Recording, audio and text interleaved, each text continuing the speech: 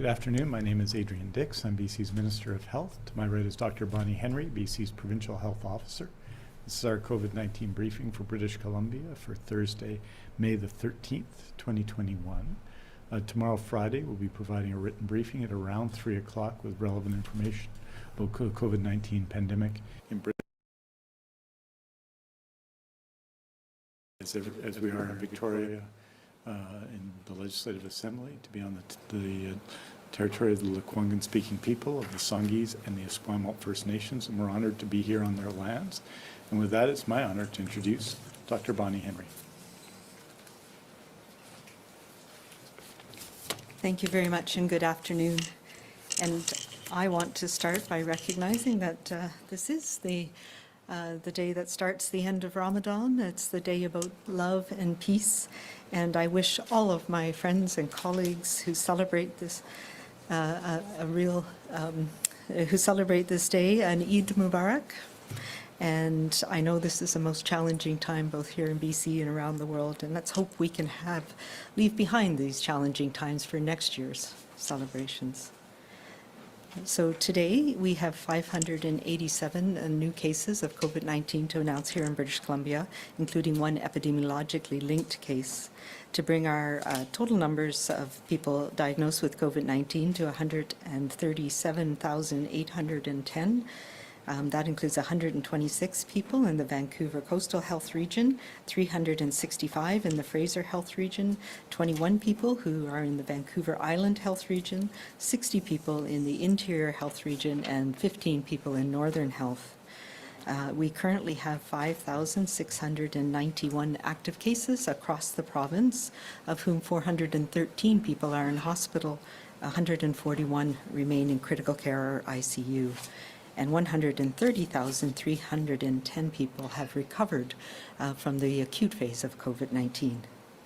As some people may have noticed, we are no longer reporting on the number of people under active public health monitoring or follow-up, and this is for very practical reasons. This was a metric. It was basically to give people a sense of how many people have been required to be isolated or in quarantine because they've been exposed to somebody with COVID-19. And we initially started this last summer when we had our surge of cases in the interior around Kelowna as a way of helping people understand the impact that it was having, not just on people who were diagnosed with COVID-19, but on their contacts as well.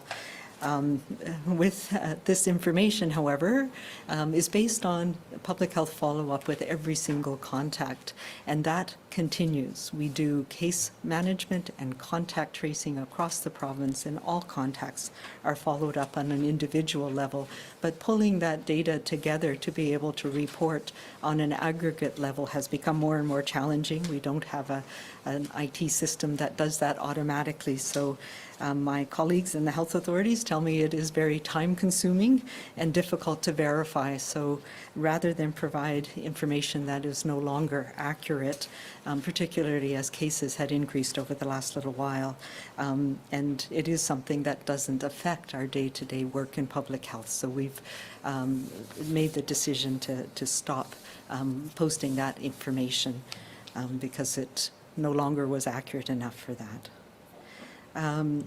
We have no new outbreaks to report today, which leaves us with 3 outbreaks in active outbreaks in long-term care assisted living or independent living, and 2 in acute care. We have 5 additional deaths in the province today, bringing the total number of people who've died from COVID-19 to 1,632. Most of the people affected, again, were over the age of 70, several in their 80s and 90s, and 1 was a person in their 60s. And our condolences go to all of the families who are mourning the loss of their loved ones, their community, and their care providers. We know how challenging it is in this time. I also want to report today that we have had a second case of vaccine-induced immune thrombotic thrombocytopenia, or as we call it now, VIT, following receipt of the AstraZeneca vaccine here in British Columbia. This person is a male in their 40s who is in stable condition now, receiving care and treatment in the Fraser Health Region. As we know, this is a rare but very serious condition, and we are following it carefully. Recognizing the symptoms and getting treatment early is important. This is a condition that's we're learning more and more about since the safety signal was first detected. And what we do know, it is caused by, for some reason, in some people, the vaccine seems to stimulate an immune response that develops antibodies against our platelets. So this causes a type of clotting that is different from other types of blood clots that people may have had, or strokes or other types of clotting disorders that people may have. So it is a very challenging one to treat, but there is a test for it and there is treatment. So people, if anybody after any vaccine in the last 4 to 28 days and is feeling unwell, you should call 811 or connect with your healthcare provider, particularly if you have serious symptoms which include persistent severe headache, shortness of breath, ongoing chest pain or abdominal pain, swelling or redness in a limb. Those are things that should cause you to seek treatment right away, and there is a test that can be done that helps us indicate whether this is the cause of those types of symptoms, those types of clotting symptoms, and that's a basic test of platelets. That is one of the first ones that needs to be done. We are following this carefully, and as we know, it is rare, but it is also serious. And we need to look at it in the context as well of the serious illness that we continue to see, particularly in people in their 40s, 50s, and 60s with COVID-19. On that note, so far in British Columbia, we have delivered 2,335,513 doses of all 3 of the COVID-19 vaccines here in BC. Of these, 119,691 have been second doses. So this means that over half, 50% of those who are eligible, so adults over the age of 18 here in BC, have now received their first dose of vaccine. Our immunization program is moving quickly as more and more vaccines are available, and the ages for those are eligible are coming down. We anticipate that all adults will be eligible very soon. We are also actively working to incorporate the age 12 to 17 into our immunization program, and we will be sharing more information about that early next week. And I know how important this is, particularly to that group of teenagers in the 16, 17, 18 who are finishing high school this year, and we look forward to this being another thing that will be important to ensure we can have some safe celebrations of graduation coming up in June. And so stay tuned as well. We will have more information about how we can support graduations for young people this year, knowing how important that is. I will say yesterday as well, we communicated that we have made that decision to reserve all of our remaining AstraZeneca vaccine for second dose boosters for those who want it. This is not about vaccine safety. That is, of course, an important consideration, but really it's about the operational response and the position we are in BC right now, and also in the context of the global supply. Operationally, we now have an abundance of Pfizer and Moderna vaccines and are expecting more to come in the coming months. So that time to wait, as we had before, has been reduced, and soon all adults will be eligible for vaccines through that program. The AstraZeneca vaccine has been an important and key part of our program, particularly when we had paucity of vaccines over the last few months. And I do want to say that it is important for people that received AstraZeneca. You did make the right choice, both to protect yourself at a time where the risk of COVID has been very high and continues to be high, but also in receiving that vaccine, and any vaccine, you also protect others and make sure that we can get more people protected quickly in our system. Operationally, though, it means that other nations around the world also have challenges in getting vaccine, and we're seeing what's happening in countries like India. So it is incumbent on us in Canada to make sure that we're not taking more than we need. And with the supply that we have in place coming for Moderna and Pfizer, we don't need to have additional supplies of AstraZeneca at this point. We will continue to ensure we have sufficient supply for dose 2 for everybody who's received dose 1 with AstraZeneca, and we'll continue to follow the data on the studies around the world that determine, that will help us understand which is the best option for people for dose 2 if they received AstraZeneca first. And in that way, we'll let you know. It's my expectation that people who have received AstraZeneca so far will have a choice once we know more about taking Pfizer or Moderna as a second dose. So now I'd like to spend a little bit of time going through some of the data that we have around how well vaccine is protecting people in British Columbia. I've had many, many questions about people who have received at least one dose and whether they've become ill afterwards and what that means and who's been affected. So I have a few illustrative slides here to help summarize what we've seen here in British Columbia. So what we call a breakthrough case is somebody who has received at least one dose of vaccine. And initially we look at a period of time, 7 days, 14 days, 21 days. It takes some time for your body's immune system to respond to the vaccine and develop those protective levels of both antibodies and the cells in your body that help protect you long term. So what we have seen since December 27th, when first doses were initiated, until the 1st of May, is that we've had about 79,480 cases of COVID-19, and the vast majority of them have been in unvaccinated people or people who have not yet mounted that full immune response.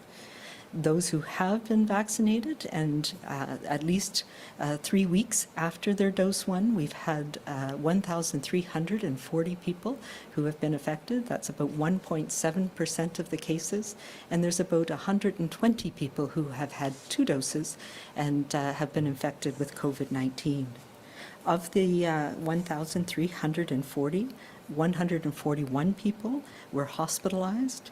13 people ended up in ICU, needing ICU care, and we have had 30 deaths.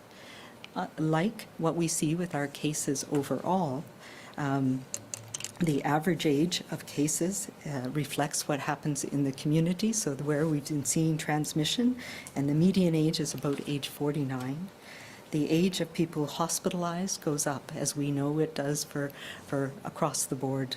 And the average age of people who've been immunized, who've required hospitalization, is 81. The average age of those in ICU is 71, and the average age of those who've died, sadly, is 87. So that reflects again that the main risk continues to be age in having severe disease and hospitalization. This is a graphic that shows you where we see most of the cases after people have been immunized. And on the top is people after they've received first dose. We can see that it does take, there is a drop-off after 14 days and then an additional drop-off after about 3 weeks, day 21. So this is when your body is developing the immune protection that you need to protect you long-term. We can see, though, that it rapidly tapers off after that. And after several weeks, we have very low rates of infection. The bottom is case counts, because we've had such low numbers of people after 7 days after receiving their second dose of vaccine. We see that there's just sporadic cases, and again, those drop off after time. I will say that this reflects primarily the Pfizer vaccine, because that has been the majority of people who've received vaccination has been with Pfizer. So 1,110 of the cases received Pfizer, 127 Moderna vaccine, and 103 AstraZeneca or the Covishield vaccine. We have some great similar data that comes from the First Nations Health Authority, who, as we know, have been following the COVID outbreaks and vaccination in First Nations communities, and this reflects very similar to what we've seen overall. This uses 14 days post first dose. So again, we see a dramatic drop off after 2 weeks, and again a second drop off after between weeks 3 and 4. And these were 353 cases in First Nations communities. You'll remember that First Nations communities were prioritized for a variety of reasons to receive immunization, and for most of the communities, we've done it in what we call the whole of community approach. And this is a nice representation as well of the reduced risk of infection after a single dose of vaccine. So this is important. It is the number of total cases per 10,000 people, and with the orange lines show you the rate prior to immunization, and then the blue lines are post a single dose of either AstraZeneca or Pfizer or Moderna vaccine. So again, really positive, showing us the risk decreases dramatically, but it is not zero, and it takes some time to get to that level of protection. Some of the other data that we've been following is looking at some of the communities where we saw very high case rates, and we went in and immunized the community as a whole. And this is the information from Prince Rupert, and when that the gray bar shows the time period where the immunization clinics were happening, and then the drop off over time. And the important thing here is, even though cases were increasing in the community at the end of March and through April into May, outside of Prince Rupert, we saw a sustained and low level in Prince Rupert itself. So this is something that helps us understand what may happen as an entire province once we get to those levels of immunization. The fact that we can see rapid drop-off and sustained drop-off over time when we have that community immunity, even in an area like Prince Rupert. The other places where we've seen this similar phenomenon has been following the data of long-term care, where healthcare workers working in long-term care who were prioritized to receive vaccine first. We had a dramatic drop-off over time, and that was sustained even through this third wave, where we see the blue line on the top is healthcare workers in settings other than long-term care, where we did see higher levels and a bump up during the third wave. And we see the same thing as well for residents. So residents in long-term care homes, 70 and above, on the bottom line, once we reach that point where 90% of residents in long-term care or assisted living had been immunized, we see a rapid and sustained drop-off of transmission. And we look at these as small microcosms or communities within themselves where we've reached that point of community or herd immunity within that care home. And despite the dramatic increase that we've seen over the last few months in cases in the community, in the same people aged 70 or over, we see this sustained decrease in protection in our long-term care homes. And if we look at it again, this is taking just that portion of 70 and above, and on the bottom you can see the immunizations in that age group have gone up. On the top it shows hospitalizations, and it tells us again that once we protect people with immunization, gradually we see a decline in hospitalizations, and now we're starting to see the effects in those age 40 to 60. So data I've presented in April showed that it was the 40 to 59-year-old age group that was increasing in our hospitalizations and having more severe infections. Now that immunizations have increased in that age group, we're starting to see that level off as well. So what does this tell us? This tells us that we're seeing really strong progress through our immunization program across the province, and it's making a difference at a health authority or at a healthcare facility level, at a community level, at a population level. But we need to keep it up. And there have been definitely been infections. We know that this vaccine, even after 2 doses, all of the vaccines we have are not 100% effective, but they do absolutely reduce your risk of infection, and importantly, they reduce your risk of transmitting to others, and they reduce your risk of being in hospital, of needing ICU care, or of dying. So these are important things for all of us. One thing I will say is we've started our program based on risk, and that's your own personal risk of having severe illness or death. That's why we started with long-term care homes, why we started with our elderly and seniors first.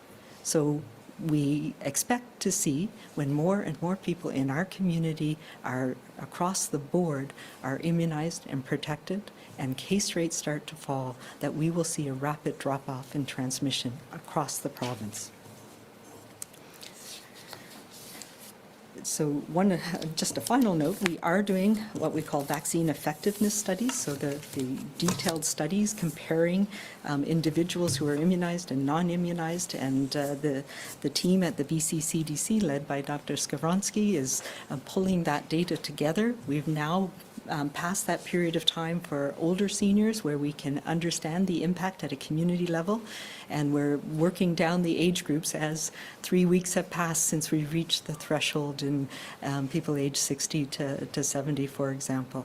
So more of that information will become available to us in the next few weeks, and we will share it when it's available. And these slides will be posted on the BC CDC website, so you can go back and look at them at will. So what does this tell us? It tells us that our risk-based approach to the immunization program that we've had here in BC is working, and it shows us a glimpse of where we as a province will end up in the coming weeks and months. We've seen very big benefits from our immunizations in the highest risk people in our communities, and the effectiveness of vaccination in a whole of community approach. It's a good indicator of where we will be in our province-wide approach. Receiving the first dose of vaccine substantially reduces infection rates and reduces your own personal risk. However, 1 dose doesn't give you or those around you complete protection, especially when, as we continue to have high rates of circulation of the virus in our communities. That's why a 2nd dose for everyone is also incredibly important. So the 1 dose shows COVID-19, and a 2nd dose pushes it back. Even though lots of people are now vaccinated, there's still a lot of virus circulating. We won't get to the bottom of our infection curve until we get to a much higher immunization rate. So everyone needs right now to register to get vaccinated, and we know that it will be all adults very soon. Will be your turn. It's also, though, why it is incredibly important for us to continue to take those measures that break the chains of transmission in our families, in our communities, in our workplaces.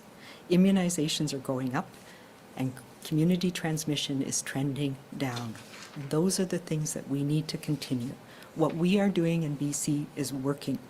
As more and more of our loved ones in our communities and our families are being protected, and we're taking those measures to reduce the transmission. So let's keep that curve bending down.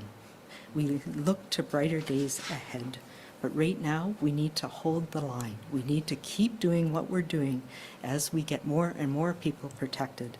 So we will not be seeing any changes to the measures that we have in place right now until after the May long weekend. And even then, it's not going to be flicking the switch. It's going to be gradually and slowly increasing the light. And that is important for all of us. We can see a future where we don't have to have COVID-19 ruling our lives, when we can get back to doing the things that we know are so important for us as individuals, as families, and communities. So let's keep this momentum going, and remember to continue to be kind, to be calm, and to be safe. Thank you.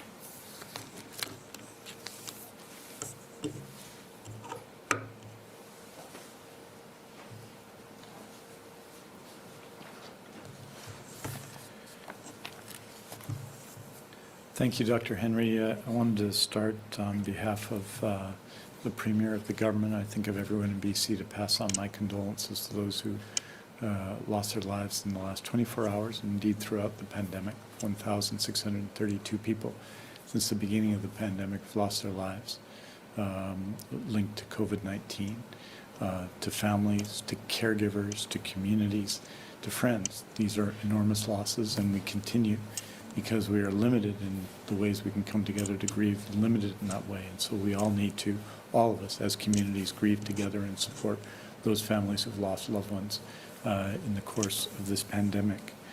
I wanted to note that we have we did 8,195 immunizations yesterday, which is a significant achievement for all of our immunization teams and all the different health professionals and healthcare workers and people who are supporting our immunization efforts across BC. These are remarkable achievements that everyone involved in them, from doctors to nurses to pharmacists to all those who are working to support to firefighters to other emergency first responders to ambulance paramedics to all those who are involved in our effort. We say a big thank you for yesterday and for all of the other days. I'd note that in terms of vaccination by age groups, these are a day old, but over 86% have received their first dose. Over 60, obviously that includes the people over 70, 81%. Over 50, that's 74%. And over 40, it's 66% of people. And so we are making progress, and we have a significant way to go. Part of the thing that we all need to do, and the three words for today are register, register, register. 2,596,062 people have now registered since April 6th on our Get Vaccinated website, or by calling into our number. So that's a significant number. And yesterday, the top groups, age groups by registration were 18 to 24, 30 to 34, 25 to 29, 35 to 39, and 40 to 44, and that is good. Everyone needs to know we opened up yesterday and sent invitations to book to all those over 30, people born in 1991 or earlier. It's over 18 or born in 2003 or earlier if you were in a hotspot. Indigenous people born 2003 or earlier will be invited to book almost as soon as they register. Clinically extremely vulnerable people as well, and pregnant people born in 2005 or earlier. And just as Dr. Henry has said, and this information has gone out from Immunization BC, on May 14th, which is tomorrow, those born in 1996 or earlier who are 25 and above will be invited to register. That's after 7 o'clock, and overnight those invitations will go out. So if you're in that category, it's a significant category, then you will be eligible then. On Saturday evening, after 7 o'clock, those born in 2001 or earlier, 20 plus, will be invited to book. And the key to booking is to have registered. And on May 16th, Sunday, those born in 2003 or earlier, all across the province, 18 and above, will be invited to book their appointments. The key is to register. So if you know anyone, especially those between 18 and 30 who haven't registered yet or thought the age-based immunizations was a sufficient way away from them, now is the time to register, register, register. It is a big, I think, a big move in terms of the age cohorts is going to happen over the coming weekend. And so now is the time. And if there's any doubt about the value of immunization, I think Dr. Henry has taken you through that today. It is transformative, of course, to people and their safety from COVID-19. I want to report briefly on our surgical renewal commitment. You will know that until the COVID pressure in our hospitals reduced, we are reducing in select hospitals in the Metro Vancouver area, in the Fraser Health and Vancouver Coastal Health Authority. We are postponing non-urgent elective surgeries. To date, the number of surgeries postponed from May 3rd to May 9th was 664. That's 305 in Fraser Health, 314 in Vancouver Coastal Health, and for other reasons, 45 in Vancouver Island Health. Once again, it remains the case that in Interior Health, Northern Health, and the Provincial Health Services Authority, no surgeries were postponed. So in total, from April 19th to May 9th, a total of 1,483 surgeries have now been postponed.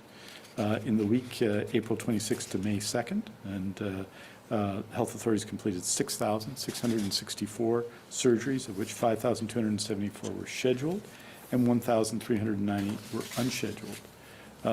These numbers reflect, and it shows the enormous work still being done for people across health authorities, but they reflect what we expected to see. It doesn't lessen the disappointment the postponements caused our patients, their families, and their care providers. Again, each of those patients will be contacted to rebook their surgery once the pressure on our hospital decreases.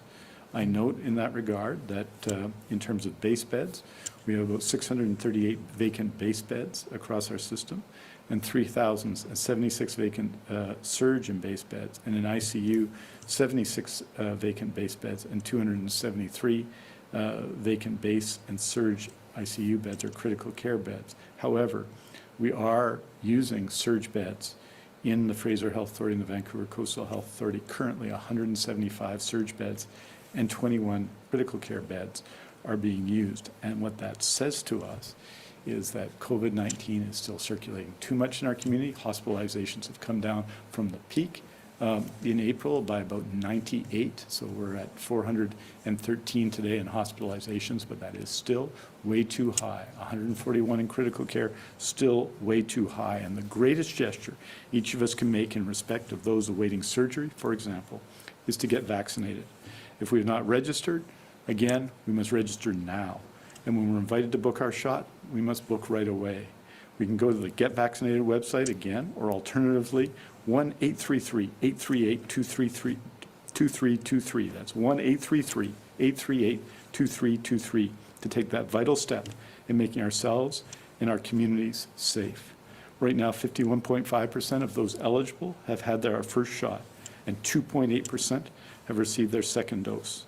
And while many of the key indicators show that the COVID-19 pandemic is moving in the right direction, let's face it, 500 to 600 cases a day is still way too high. We need to continue to use our COVID skills, register, and get our vaccinations, and remembering all those who count on us to stop the spread.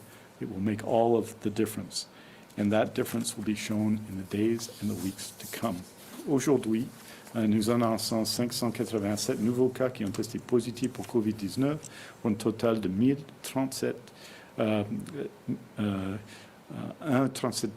137 cas en Colombie-Britannique. Nous sommes attristés d'annoncer 5 nouveaux décès liés au COVID-19 pour un total de 1632 décès en Colombie-Britannique. Nous offrons nos condoléances à tous ceux qui ont perdu leurs proches durant cette pandémie. Parmi l'ensemble des cas confirmés de COVID-19, 413 personnes sont actuellement hospitalisées, dont 141 en soins intensifs. Merci beaucoup. Thank you very much. We're happy to take your questions. A reminder to reporters on the line, please press *1 to enter the queue. You are limited to one question and one follow-up. First question, Shannon Patterson, CTV. Oh, hi, Dr. Henry. You probably saw that the CDC in the United States today issued new mask guidelines saying that Americans who are fully vaccinated can now take their masks off, both inside and outside, for any size gathering. Obviously, they have more fully vaccinated people than we do here in BC, but when can we expect guidance like that here in British Columbia about mask wearing inside and outside? What percentage of vaccinated adults do you want to see before we're going to be getting some sense of when we're going to have guidance like that? Sure. So there's a couple of things about that. So we are not using only immunized percentage, although that's obviously an important piece, both first dose and second dose. We're also looking at the trends in transmission in our communities. And I know we spend a lot of time thinking about the day-to-day numbers, but really it's how do we look at the numbers over time, what's happening in our communities. So those are going to be some of the factors that we are putting into the Restart 2.0 that we're working with across government and the public health input into that. And it will have advice and direction and guidance on several different aspects, on things that we can do in our communities once we reach a certain level of protection through immunization, as well as seeing trends in the right direction for the other important factors, but also the individual level things that we can do. So expect to start seeing some of that after the May long weekend in more detail. And of course, I'm working with my colleagues across the country to make sure that we're all aligned in some of the messages that we're giving. Shannon, do you have a follow-up? Can you specifically let people know if they're outside? We had our top infectious disease expert, Dr. Sharkawi, say that if you've had one dose of vaccine, the chances of you contracting or spreading COVID outside is basically zero. So can people who are outside, assuming they're not in a great big giant jammed up crowd, take their mask off? What's your advice for outdoor mask wearing? So we have always said that when you're outside, as long as you're, as you say, not in a large group together, talking closely with people, that masks are optional. And we know that outside versus inside is much, much less risk. If there's any breeze at all, things disperse rapidly. So if somebody's walking by you or running by you on the sidewalk, even if they come right close to you, the chances of spreading COVID that way are zero, as close to zero as we can possibly get. So I think we need to be rational about wearing masks outside. I know many people, like myself, if I'm going between shops where I'm going to be putting it on and off, then it's just as easy to wear it. And particularly if we're in a crowded area or a crowded sidewalk, then it's just as easy to wear it as not. But I agree with him. I think the risks outside are so much less than inside. And, you know, it's important to be able to get outside every day, and I encourage everybody to do that, especially now as we're able to do that more and more. Being outside is a safe way of being with people, keeping our distance, and especially after we've been immunized, we know that the risk goes down even more. Next question, Richard Zussman, Global News. Dr. Henry, there's been a story just published in the South China Morning Post around BC's long-term care system. And the investigation found that more than 1,000 people at 42 homes where outbreak status was deliberately not declared when a low-risk staff fell ill. I don't know how much information you have on these sort of cases, but how concerned should people be that there wasn't a declaration of an outbreak in long-term care homes where there were sick staff? Yeah, so I think we've learned a lot as we went through this pandemic, and we have outbreak management protocols that we put in place very early on. Initially, they were based on what we did for influenza, which usually has at least one sick resident or transmission within a facility, and then we recognized that that was not sensitive enough. It didn't catch outbreaks early enough with this new virus, COVID. So it was the public health teams looked at where we were seeing transmission, and you remember early on how rapidly it would spread within facilities. So we do declare an outbreak with a single staff with exposure within the facility or a single resident in the facility, and that was across the board. Where we had some clinical judgment was if there was a single staff person who had not been in the facility during the period of time of their infectiousness, or had been fully adherent with the infection control precautions like wearing of PPE, then there was a judgment made about the risk, and that was an enhanced surveillance where we did some extra monitoring and testing, and then if testing showed that anybody else was positive, then an outbreak was declared. So it was a way of making sure that we weren't overly cautious and putting in place those very severe measures that an outbreak entailed. And we know how hard it was on seniors and elders in long-term care. There were many, many cases where there were low-risk healthcare worker exposures. They may have become exposed in the community, been sick, but not been in a risky environment within the facility during the period of time they were infectious. And so many of those, most of those, did not result in an outbreak, but those are the guidance that public health was following and was very meticulous about over the fall and winter. Richard, do you have a follow-up?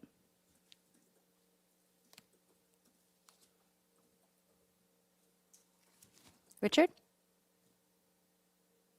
Sorry about that. You mentioned, back to the CDC report, Dr. Henry, you mentioned this Restart 2.0 that will come after the May long weekend. What sort of information should people expect to get around how this is going to work, how it's safe to unwrap ourselves, and what sort of communication plan will be part of that? So there will be a communications plan. I think what people need to know is nothing is changing right now. We are in a place where we're in a good direction, and we need to keep it up. And we need to keep it up at least through the end of the May long weekend. So don't start thinking about making plans now until after that period of time. And then we'll be going back to the same approach that we took last May. Where we started gradually increasing our activities based on risk, based on monitoring what is going on, how many more people are being immunized, how our case and transmission rates were going down.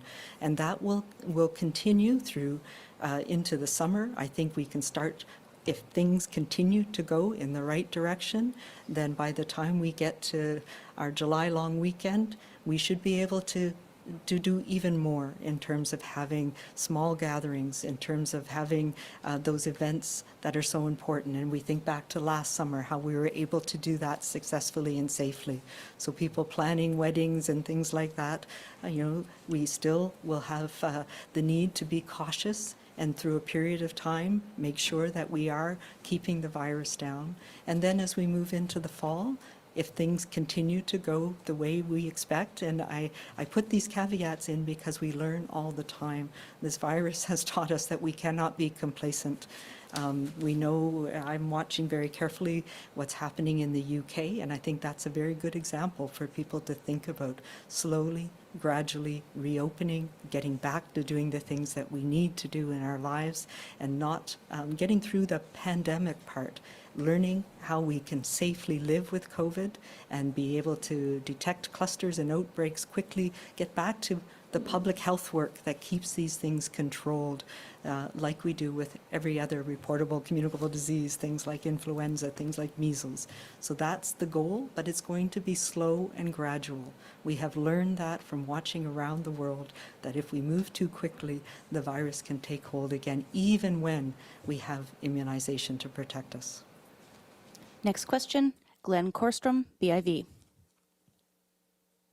Hi, I couldn't quite see the charts as I phoned in, the ones that you showed earlier, but it sounded like you said that there were 13 deaths in people who have been vaccinated. And I was going to ask about, there's 55 people who died in the past couple of weeks, and you didn't break down in the briefings whether they had been vaccinated or not. So I'm wondering if you could do that going forward, and how many of those were vaccinated with one dose or two. And the short answer is no, I can't do that. We're talking about two completely different systems. So on a day-to-day basis, at my level, at the provincial level, I don't actually know the individual and whether they're immunized. For the most part, I do know it from some of the long-term care outbreaks, for example, because the public health team on the ground is able to understand, does the investigation on the ground. So that person's individual clinician and knows whether they've been immunized or not. But that data that we use to look at it at a provincial level is linked data that we get after the fact. So I can't tell you of the 5 deaths that happened today, whether each individual person was immunized or not. The public health team knows that on the ground, their clinicians know that, but it takes time for that to catch up. So what we can tell you is on a population level, how many cases there have been, and the analysis that I shared, it's over the period of time from December 27th until May 1st. So it would be all of the deaths that occurred between that period of time. Glenn, do you have a follow-up? Okay, so just for clarity on that, you are saying that it's accurate there are 13 deaths in people who have been vaccinated. And then as a follow-up, a lingering question I've had is on recoveries, because months ago you were saying that people would get 2 negative tests to determine that they're recovered, but I've heard of people who are just considered to have recovered after 2 weeks of self-isolating. So, so first of all, just clarify, 13 deaths, is that the accurate number? And then No, that's not correct, actually. It was 30 people who died between December 27th and May 1st, 26 of whom had received 1 dose of vaccine and 4 had received 2 doses of vaccine. And I don't have the total number of people who died in that period at my fingertips, but we can certainly get you that information. In terms of recovery, so yes, early on in the pandemic, we used testing, but people needed to have 2 negative PCR tests to be declared recovered. But it became clear very quickly that, and this is where, science in action, the studies around the world helped us to understand that you can actually shed virus through your secretions and also through stool in your bowels for quite a long time. And for some people that can be weeks or months, but it's not live virus, so you're no longer infectious to others. And so data that originally started with a study out of Germany showed us that following people and detecting live virus, that it fell off very rapidly after about 5 or 6 days, and that at most it was about 8 days that people were infectious to others after their symptoms started.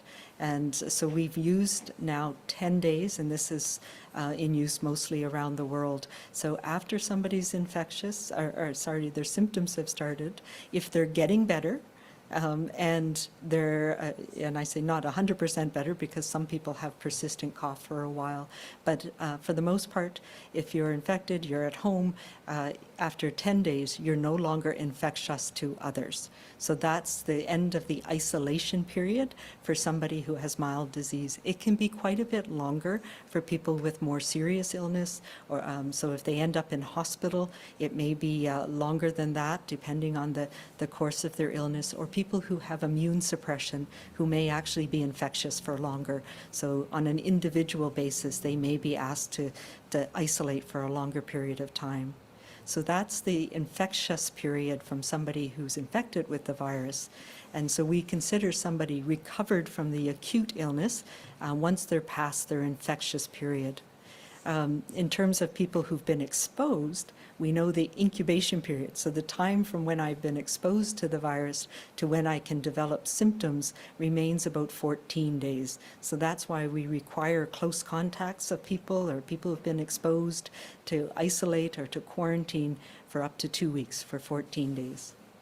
Does that clear it? Next question, we go to Lisa Houston, News 1130. Hi there. Sorry, Lisa, are you there? I believe you're on hold, Lisa, so we're going to go to Prabjot Kalon, Omni TV. Yes, thank you so much for taking my question. Yes, Dr. Henry, as we are convincing everyone to take a vaccine, and I know Fraser has set up the kiosk booth today at the Walmart, but we see not really good response comparatively what we are getting the response from the Sikh temple. Yesterday, in few hours, they registered more than 400 people for next clinic. So why we are not increasing those type of the clinic where people feel more comfortable to go there, they are not rely on other people to go to get the vaccination. So there is gap. Even the temple authority saying they are willing to help even 3 clinics a week. So why we are not increasing those services if we want to see more vaccination into the community? You're absolutely right. We need to do all of these things, not one or the other. And I know there's a concerted effort in the city of Surrey, particularly working with Fraser Health to engage with all those different settings for different populations in those communities. And right now, the immunization clinics that we have are set up to be able to very rapidly expand. So it's much more challenging to bring vaccine by itself to different areas. That's why we're right now focusing on people registering and then supporting them to get to one of the mass clinics. But we are also looking at many different ways where we can bring vaccine to people as we have more and more vaccine available. And one of the things that we're waiting for is the Pfizer vaccine still is a very fussy vaccine. It can only stay at room temperature for a very short period of time. But we're learning more about the stability of the vaccine. And the company has provided data to Health Canada that we hope Health Canada is in the process of reviewing that will allow us to keep it thawed in the fridge for up to a month. And that will make it much more flexible for us to be able to do exactly what you're saying, not only register people, but bring vaccine to temples, to gurdwaras, to other community places where people are more comfortable. Prabjot, do you have a follow-up? Yes, please. So do you think in coming days we can see more data, how many people got vaccinated in particular communities, especially like in Surrey? What is the ratio of the population above 18 got vaccination and how many people are not showing interest, something like that, the details?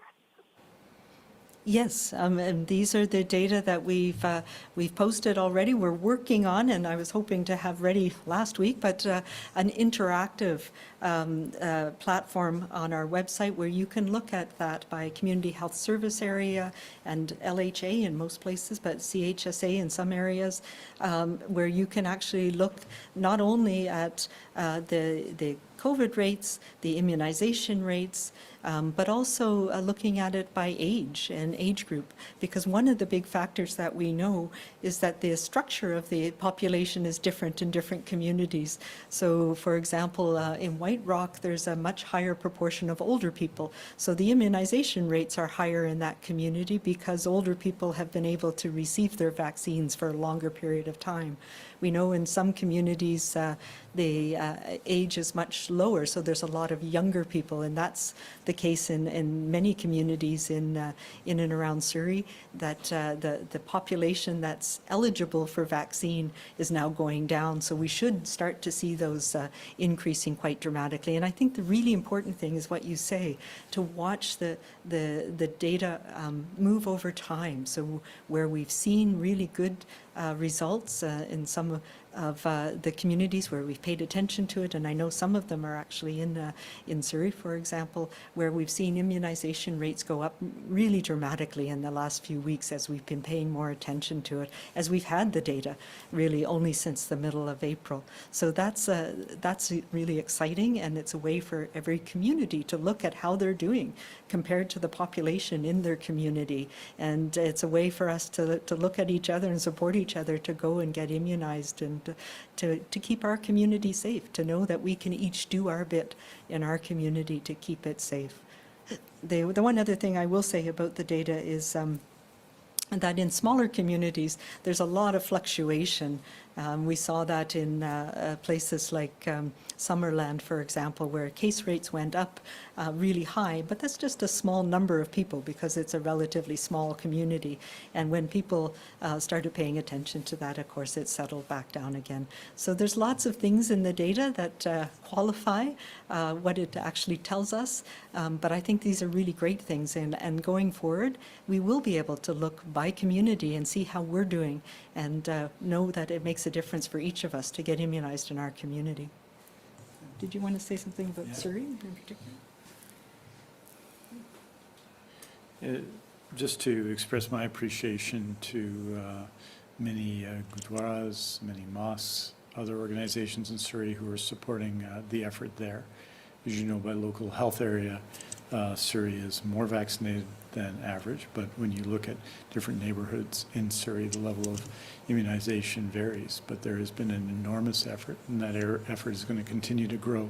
I remind everybody in Surrey, because almost all of Surrey is in a community health service area that's considered a hotspot, that it's 18 and above. You register, and you'll be invited to book very soon after you register. People can go as families, all the adults and families can go. It's critically important that to register, though, because whether you're in Surrey or not, after the weekend, everyone's going to be able to register and book their vaccination. And in most of Surrey, in all the hotspots community in Surrey, you can register and then you're eligible to book right away. So this is the time to register, and I want to thank the huge effort in Surrey across political lines, across community lines, and many diverse communities that people are making to get people immunized. So you can see the progress already, and we have to really keep going. This week in BC, the week that started Monday, we've booked, I believe, in the neighborhood of 330,000 appointments across British Columbia, and obviously many of those are focused in our hotspot areas. That shows the capacity, and that's going to be a typical week from now on as we build and immunize more and more people. So it's really important right now. It's a real opportunity to get registered today, get registered tomorrow, get registered as soon as possible, and encourage anyone you know to get registered. Next question, Rob Brown, Dawson Creek Mirror. Good afternoon. Thanks for taking the call today and the time. Regarding up here, a little bit of a different situation. Obviously, Alberta, 10 kilometers away, and Fort St. John and Fort Nelson being added to the high case areas with Dawson Creek, and then even today, just North Peace, numbers revealing over 1,000 cases, and then South Peace almost 1,000 as well. I was wondering, either from the minister or Dr. Henry, if there's any special consideration being considered for the north as far as travel or stopping transmission or anything related to that, just because of the proximity to Alberta. Yeah, and we know that it's been something we've been discussing with our colleagues in the north for a long time. We know that there's lots of reasons people travel back and forth, particularly in the North Peace and the Peace region, and it is challenging. We know that a lot of it is work travel. So we have done a concerted effort working with some of the large industrial camps and mines around those areas to immunize workers, and particularly the rotational workers who are coming through to try and reduce those risks. We saw a lot of that prior to Christmas, and there was a lot of outbreaks at a very challenging time. So we've been working with a lot of the businesses in the north to try and reduce the risk, build back up slowly, and that's been effective. It's working. But I also want to say, and we've been targeting a number of the communities for increased vaccine, increased immunization clinics, and we are hearing that there are some people in many communities who are reluctant. You know, Fort St. John, there is challenges in people wanting to be immunized. So I would say everybody needs to reach out and talk to their neighbors, talk to their friends. You can see the issues that we're dealing with, and we all need to be immunized now. There's vaccine available for everybody. Northern Health is making it available in communities through a variety of different ways, and it right now is really important in those communities too. And just with respect to the peace, I want to express my appreciation to Mayor Ackerman, Mayor Bumstead, and the two large communities and community leaders across the region. If you look at along the Alberta border, a number of weeks ago, we saw relatively low immunization rates, and those are going up. We made a major effort a few weeks ago in Dawson Creek related to transmission in that community, but also as you go further down the border, further south along the border in the Golden Local Health Area, in the Windermere Local Health Area, the Columbia Valley, and obviously in Revelstoke, and we see the effect of that over a period of weeks. So I want to express my appreciation to everyone, including my MLA colleagues, Mike Bernier, Dan Davies, who have been working on this effort and convincing people both to get immunized. And we've seen a very positive response, I think, in the last week in Fort St. John. We've already seen a positive response in Dawson Creek, and we hope that that continues. It's important for people in those communities to get immunized, and in hotspot communities across BC to do so. And we see when it happens. We've seen it in the Columbia Valley. We've seen it in Revelstoke. We're seeing it in Golden. We're seeing it in Dawson Creek. We'll see it in Fort St. John. Get registered and get immunized. Rob, do you have a follow-up? I do. A couple of specific, or certainly less umbrella incidents up here. One was just over the past weekend, it being Mother's Day. I can think of many people that are going through certainly custody and all kinds of court issues, whether they're custody related or not. But I have a single father who, going into Mother's Day, does the exchange and then proceeds to watch the mother of the children, literally drive to Alberta, go around the Mile Zero roundabout, and head off to, into Spirit River, Rycroft, up to Hines Creek area, which is obviously nowhere near the area. And then the other example in the North Piece, I can think of the Presbytery church gathering where the RCMP put out a release and clearly, to use an old school term, turned dime on Bell Media, who tipped them off. I was just wondering when it relates to, again, attempting to stop transmission, lowering risk, and holding the line, how does either the minister or Public Health and Dr. Henry expected that to, these numbers to go down when either enforcement seems to be letting people know who does tip them off, or in some cases, again, it seems to be a free-for-all as far as travel, regardless of what people think as far as what is safe and what isn't. What do you say to people that are still continuing to break these things, and then how does it work for the general public when, as again, colleagues like Mike Bernier are doing everything they can, and that, transmission is still out and about, so to speak. Absolutely, and this is about human behavior, and we've known that from the beginning. There is a certain amount of enforcement that we can do, but it is all about us, and it's about us having that influence on those that our family, our friends, to ensure that they're doing their part too. But we recognize that this virus is transmitted when people travel and when we're close to people, and it can happen very quickly and it can spread very quickly. So that's why it's important across the board to all of us to pay attention to these issues. And yes, it can be very challenging and frustrating when we see small, one or two visible actions like that. But overall, we know that people are doing the right thing, and we need to encourage and support people to be able to do the right thing. And we all know what that is now, and that is staying small, staying local, wearing masks when we're out in public. It also means now that we have ways of protecting both ourselves, our family, and our community, and that's where immunization is so important.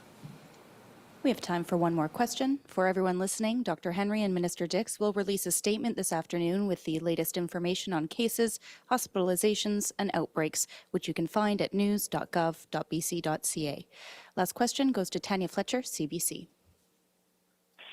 Yeah, Dr. Henry, 28 cases of the AstraZeneca-related blood clots have now been reported in Canada, including BC's second case that you just mentioned. All along, you said these instances are extremely rare and it's still safe, but is that number higher than you expected here? And for those who are now considering a second dose of AstraZeneca, can you confirm that most of the VIT cases are after the first dose and not the second? Yeah, so, once we identify something and we're looking for it, it's very clear that we tend to see more.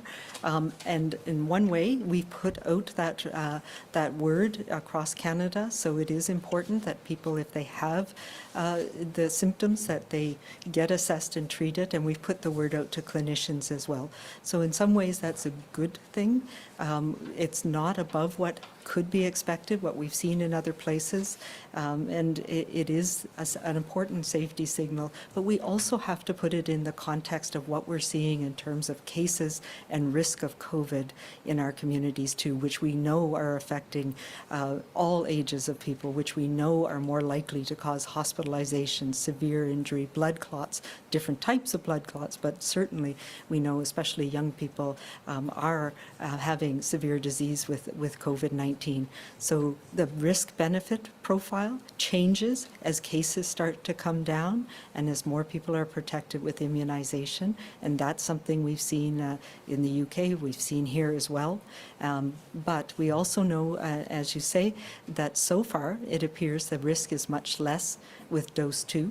If you are going to develop, as I mentioned earlier, that what it seems to be that the vaccine or something related to the vaccine in some people triggers their immune response to develop antibodies to our own platelets. And it's a similar phenomenon that we've seen with some people who receive the medication heparin. It happens actually much more commonly with that medication heparin, which is used very frequently. But it's a very serious thing, because once you have antibodies to your platelets, they clump together, and that can lead to very severe plugging of some of our important blood vessels. So yes, very challenging, very serious. It seems, though, that you're more likely to develop it the first time you're exposed to the vaccine. And we're watching very carefully. It could just be because we haven't given as many second doses. We have seen a few cases, but it really is in the realm of 1 in a million right now, particularly in the UK. We're looking at that data, watching that very carefully.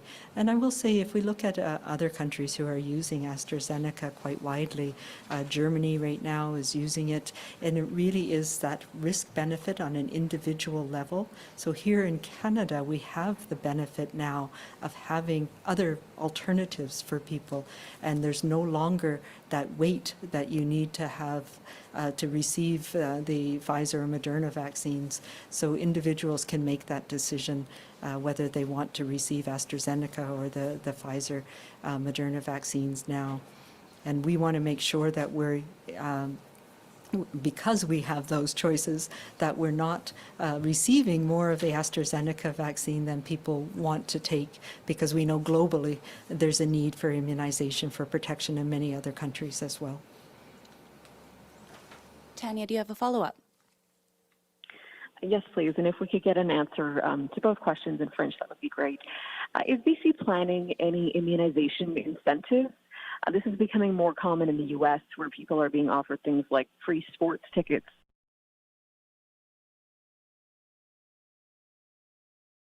Some parts of the north. So what is the province going to do about that to get us to herd immunity? Yeah, right now, a lot of what we are hearing from people is still that they have questions and they're not sure that it's for them.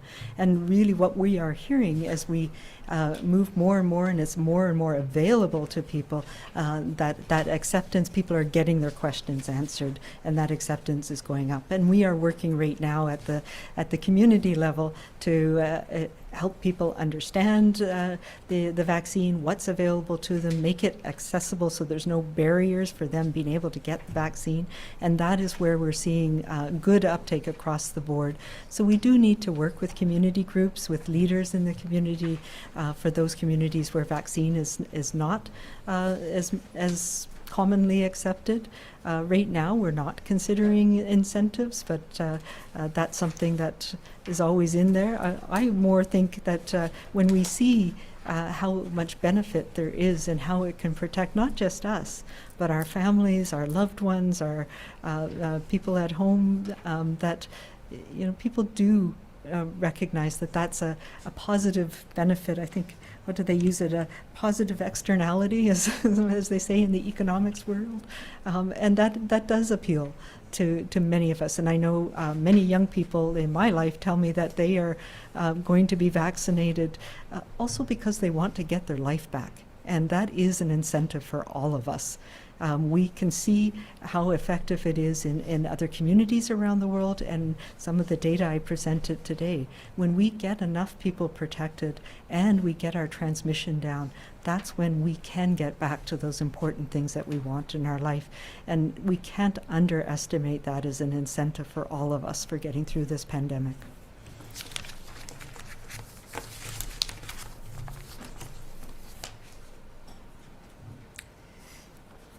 And Tanya, there have been 272,537 doses of AstraZeneca administered in BC. Almost all of them, well over 99%, are first doses. We only received AstraZeneca 60 days ago or 2 months ago or so. And so they're all essentially first doses with a few exceptions. Je voudrais dire en français que, bien entendu, les 2 cas de VIT ici en Colombie-Britannique nous concernent, doivent nous concerner tous, je pense, tous et toutes. Cela étant, on a fait 272 000 vaccination avec l'AstraZeneca en Colombie-Britannique. On a 2 cas et ces cas sont sérieux et on prend chaque cas au sérieux dans la province. Mais c'est ce qu'on a vu. L'évidence dans la Grande-Bretagne indique qu'il y a moins d'effets sur la 2e dose, mais il me semble, et il semble Dr. Henry, qu'on va avoir l'opportunité pour une 2e dose sans doute, c'est-à-dire probablement pour des gens de faire leur propre choix sur la 2e dose, mais on va voir. On n'est pas à ce moment, à cela en ce moment, mais on va être là, je pense, bientôt. Je dirais en général que d'être vacciné, c'est un atout en soi, c'est une opportunité en soi. Je pense que 86% des gens de plus de 70 ans ont déjà été vaccinés. Plus que 80% des gens en plus de 60 ans ont déjà été vaccinés. Donc, je pense qu'on voit un peu partout dans la province l'intention des gens d'être vaccinés.